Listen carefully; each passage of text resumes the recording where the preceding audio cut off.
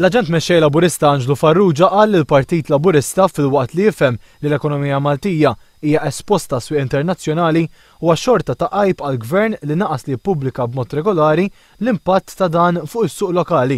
Dan in-nuqqas huwa indikazzjoni ċara ta' nuqqas ta' viżjoni u pjanar fejn jidħol il-qasam tal-konsumatur, partikolarment fejn tidħol informazzjoni fuq prodotti essenzjali. Minnaħa l-oħra dawk li jaħdmu fl-industrija lokali qegħdin jisħu li żieda fil-prezzijiet ta' dawn il-prodotti essenzjali huwa wkoll riżultat tat-tariffi għolja tad-dawl u l-ilma.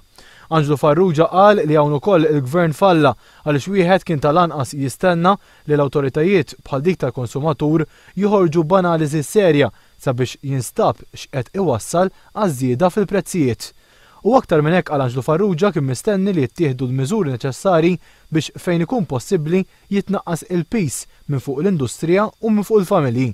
Anġlu Farrugia temm jgħid li l-Partit Laburista kemm il-darba jena tal-fiduċja jiffoka fuq it-tnaqqis tal-piżijiet u fuq tkabbir ekonomiku li jilħaq lil kulħadd.